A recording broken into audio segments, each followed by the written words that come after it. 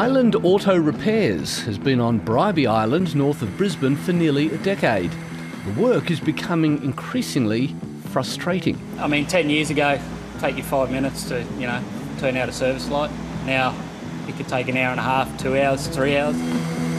The problem is that this is an independent workshop, one of 22,000 auto repairers around Australia that are not officially authorised dealers of a particular brand. And according to Australia's consumer watchdog, car makers often don't want to hand over technical data.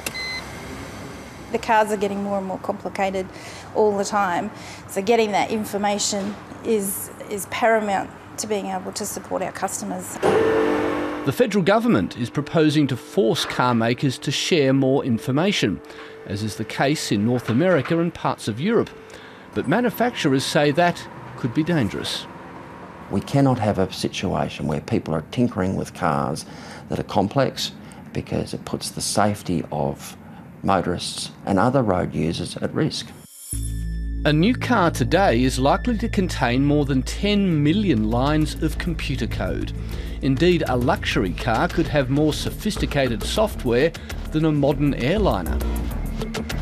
As modern vehicles are essentially computers on wheels, they are very technical, and they're becoming more and more technical all the time as time goes on.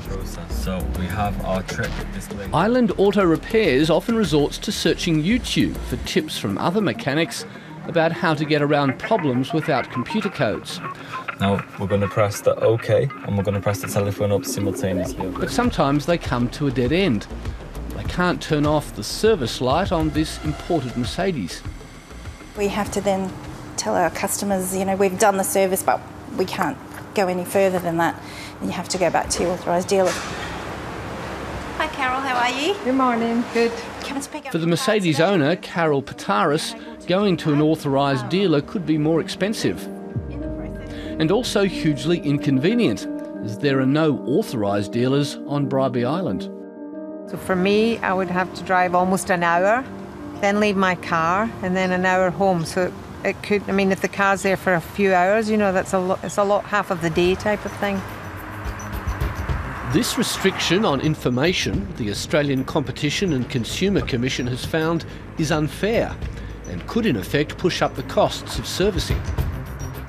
One of the most basic things you can do is change the oil on a car. We're having challenges now trying to get what grade of oil is actually going in the vehicle. The manufacturers are not even releasing that information. Taking the wheel and putting it back on, how tight do we need to put those wheel nuts on to make sure the car is safe and put back on the road? So they're all the basic things. Car makers argue the extent of the problem has been exaggerated, and they have good reasons for not sharing everything. The independent repair sector, or some of the independent repair sector, is in a 1980s model where they try and repair every car in the local neighbourhood. Those days are over. Cars are far more complex, and they will become more complex in the next 15 years. The head of the Federal Chamber of Automotive Industries, Tony Webber, says although car makers aren't opposed to a mandatory information sharing scheme in principle, there needs to be some limit set on how far they should go.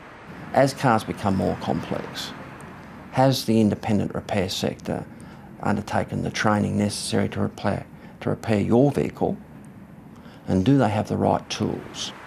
Independent repairers say the car makers have other motives for not wanting to share. Look, they'd like you to think it's because the independent repairers are grease monkeys, backyard repairers, but the reality is about commercial gain. The car companies and their dealers make all their money in parts and servicing. So I think you'll find that's the motive behind it. So does that make you one of the biggest exhaust operations? Earlier this year, the federal government said a mandatory sharing scheme was a priority. And the Labor opposition has also adopted it as policy.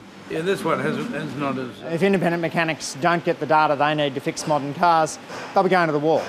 It's only fair that they get the same data the authorised mechanics get. Well, yeah. Independent repairers say progress has been slow.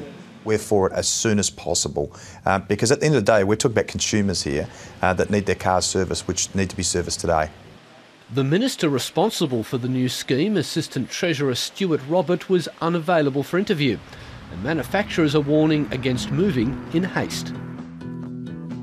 I think the government is realising this is a much more complex issue. So there's a lot of issues that need to be addressed if we're going down a regulatory path. But independent mechanics are hoping for a breakthrough. And with the new technologies in cars, we need to be up to date. We need to be able to do that for them, for our customers. And if we can't, it makes it really hard to keep open.